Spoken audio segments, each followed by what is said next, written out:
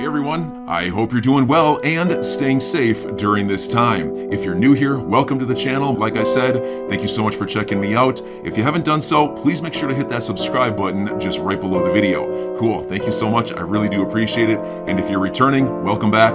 Thanks again for your support. I truly do appreciate having you here. We're up 3.82%. It's February 4th, 2022. Good mid-morning to everybody. Right now, Bitcoin is at 37,000 plus, Ethereum 2,800, Cardano is $1.06, and Solana $103 and change, XRP 61 cents. The price range very quickly is 60 cents on the bottom and 62 on the top. Ladies and gentlemen, I Trust Capital is the best crypto gold silver IRA on the planet, and this is just a list of all the assets that you can invest in tax-free, because that's what this is all about. The only thing better than buying crypto is buying tax-free crypto, and that's what I Trust Capital IRAs are all about. Don't miss out. Link in the description right at the top. Take a look here. Let's get started. Whale alert detected 2 large XRP transactions this morning carrying 20 million coins each, made approximately 10 hours ago. It does appear that 2 on-demand liquidity platforms of Ripple received the 40 million XRP just 1 hour from an unknown wallet. Well, you know what? We know that things are really ramping up around the world. Thank goodness it's not just about the United States SEC, although I do believe you will see when there's clarity either from that case or from the U.S. Treasury and the regulatory agencies involved, FSOC, OFAC, or Congress, or a combination of all three to contribute here. I do believe you are going to see a mass adoption take place in the financial world. My personal perspective is not financial advice. Coinbase users can receive tax refunds in crypto. And this is getting exciting, ladies and gentlemen, because when you click on this, basically Coinbase users can receive U.S. tax refunds in crypto as a part of the TurboTax deal. They've made an agreement with Coinbase, and you can now automatically convert it into crypto with no trading fees. We're getting closer. Now we just need them to accept crypto as tax payment. Then we got real money on our hands. That's where we're close to. We're getting closer. Africa's largest cryptocurrency exchange is looking to expand its foothold in the U.S., owned by conglomerate Digital Currency Group. Shout out to Barry Silbert.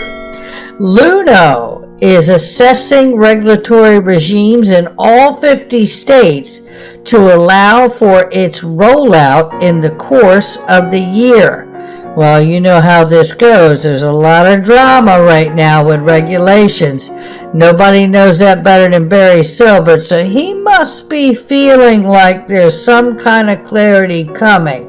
Well, we're going to hear from Hester Peirce in a minute, and she doesn't. So we'll weigh that out, right? The big boys are still moving into town. Thailand relaxes tax rules for crypto investors, scrapping the 15% withholding tax. May want to move to Thailand. So check this out really quickly here. This is India still fighting over the crypto, which they've now allowed. We went, I don't know, a few years of them fighting over that. And now they have it. They want to do a 30% tax proposal. And the people there that are investing in crypto are walking around like they got tax in their shoes. 52,000 signatures says we don't want it. So we'll see what comes from that. Central Bank of Ecuador is planning to issue cryptocurrency specific regulation later this year. Look, I tell you, all of this that we've just looked at so far, right? I mean, everything that we've looked at, what is it speaking to you? I can tell you what it's speaking to me. whatever lack of clarity we don't have, it's going to get worked out, and it's getting worked out on a global level, not just in the United States. So, take a look here. This is Jeremy Hogan dropping nice insights here, reading about the Greek rebellion against the Ottomans, which just reminds me I need to do better, right? You know, cartoon books aren't going to do it. No, I'm kidding. I don't read cartoon books. But it does make me realize I should be doing more reading. And I am, in fact, thankfully, to a dear friend of mine. But the Brits traded rebellion bonds on the London Stock Exchange, which value change based on the military successes of the rebels. That is how a security behaves. Does XRP price correlate to anything Ripple does? That is a resounding no.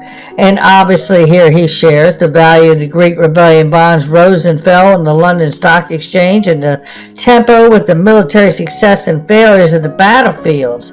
Now that is really evidence that, look, we saw the valuation increase with Ripple. XRP price moved for like 2-3 cents. And then it went right back down to 59 cents. So there it is. My fear that we've had to discuss the speculation of about XRP being a bond or security designation has been about the certainly the effort and mindset of Gary Gensler, being the chair now at the SEC and really taking what appears to be a 180 from his teachings at MIT. And the concern that we've had there to have to speculate has really been about what? It's been about what will Gary do and how could we see a way forward, because we all, I believe, see XRP as a currency first.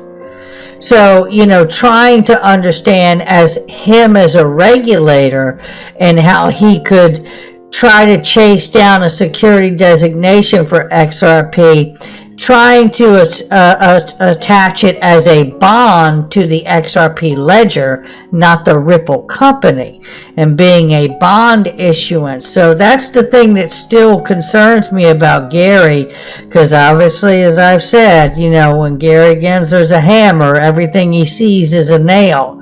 So I hope we get what we need, which is XRP being a currency. That's how it works best, I believe, and possibly a stablecoin. Looking right here, SEC Commissioner Hester Peirce says crypto regulation is coming, just not this year. Gee whiz, Hester. You know, way to wet blanket the fun. Let's take a look at just a couple clips. I want to start with this one lined up right here at 4:53. And basically, she's going to talk about whether they're going to see some rules this year. Let's take a listen. I think that that's the discouraging piece of it, that we're leading a lot of these charges through enforcement instead of taking the approach of using our rule book, our existing rule book, and our existing statutory authority, which tells us that we can make adjustments to the rules to accommodate new things and different things.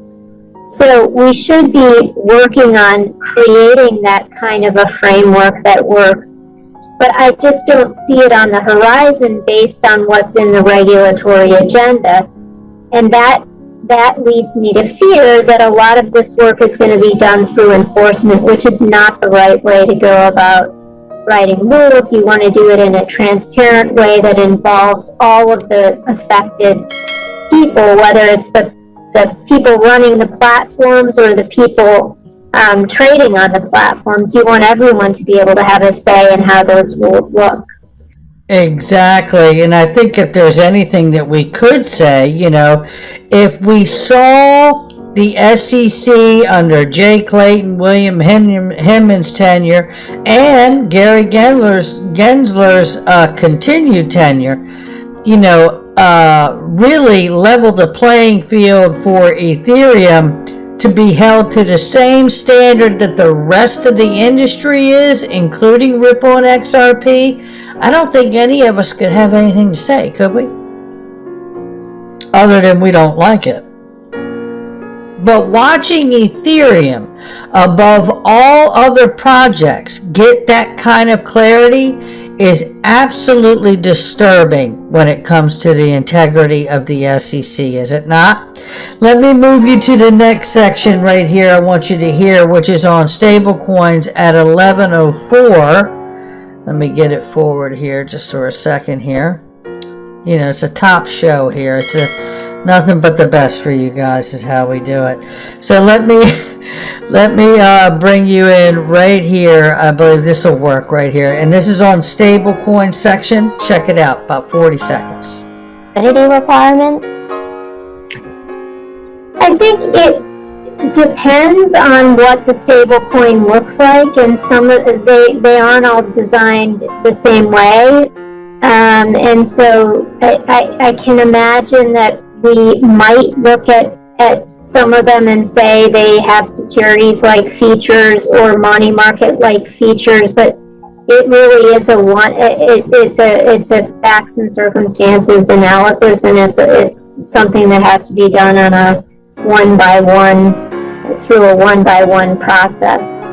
You know what's interesting to me there is, and obviously there are different kinds of stable coins, some backed by fiat, some backed by other assets, some are algorithmic coins. So there are different categories here. Although I would really love to see if the Treasury oversees money, then shouldn't they be a part of this whole thing with stable coins? We're going to see how that shakes out, because that may become a bigger issue on exactly that topic. Now, let me take you to another spot here, which is really, and she covers a spot that I'm not going to play about the spot ETFs for Bitcoin and why they haven't been approved. I firmly believe that, one, Gary Gensler wants to wrangle in the rest of the exchanges first, and two, doesn't the approval of the futures ETFs for Bitcoin give the advantage to the largest money holders, the institutions and hedge funds? Because now you've given them a lever to short the market as well as to play it long. So that's my 2 cents on that. But let's get here to this point and let's see what we got here. Because at 13:13, she's going to talk about NFTs, which is something I think is going to be an enormous area going forward, as well as DeFi and the metaverse. Take a listen. Regulate NFTs or NFT trading? As with many other things in the crypto space, there are places where they might intersect with the securities laws, and so I would like us to take a look at them and to offer people who are involved with NFTs some sort of guidance about where they might think about potential interactions with the securities laws, whether it's people who are fractionalizing NFTs and selling pieces of them, or other types of financialization of NFTs. It's something that we should be thinking about, and again, not leading with enforcement, but leading with a regulatory hand to help people navigate this very difficult territory. It is a very difficult territory, and not to stand up for the SEC on this one, but some NFTs are obviously securities, right? But how do you handle NFTs that are in the music business for fans to participate, right? Or to sell your music as NFTs? And then obviously the owner of that intellectual property, that artist, can get a ongoing commission every time a fan sells that NFT to someone else. These questions are really, really important that they answer and get them right. So there's a lot here, but let's keep going because we got a lot more to look at here. And it's this. It's the Boston Fed says its prototype for the digital dollar of the United States can handle 1.7 million transactions per second. Watch out, ladies and gentlemen. And that's what I wanted to tell you about it. I mean, there's other stuff to read in the article, and obviously many other things to take in consideration, and this, that, and the other they got to weigh out. And it's not launching next Tuesday or anything like that. But the reality is the numbers are staggering. The numbers are staggering. And when they drop this thing, something's going to be coming in a massive way. You can bet your bottom dollar on it. Taking a look right here, this is a reminder we covered the World Bank document from November 2021. I want to take you now to the part to just level set for those that haven't seen it. The World Bank refers to as just as recently as November of last year. XLM and XRP as stable coins is how they see those assets and how they can function.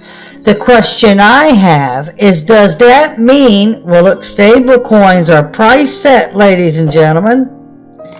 Now, I don't believe they'd be price set at $1. I believe they could be price set at whatever level they needed to be. If you collateralize the ledger with multiple assets from around the world collectively, you could provide a price floor or a one-to-one with a surplus, because the market could remain open on top of it as more and more utility and liquidity makes its way onto the XRP ledger, which in fact is a decentralized exchange for the world, which makes it a utility and a public good. Take a listen here. David Schwartz is going to tell it to us here, and this is the one I wanted to play for you. So take a listen to this, and this is a clip from back in November when David Schwartz says at a conference, in fact, that XRP Ledger is a public good, just as we talked about here on this channel multiple times. Take a listen. Well, maybe it'll play. 1 second. Let me get this straight so it'll play for us. Okay, here we go. Price of being a YouTuber with multiple tabs open. Check it out. Ledger's hyper-efficiency and liquidity enables developers globally to support numerous use cases, from DeFi, payments, consumer applications.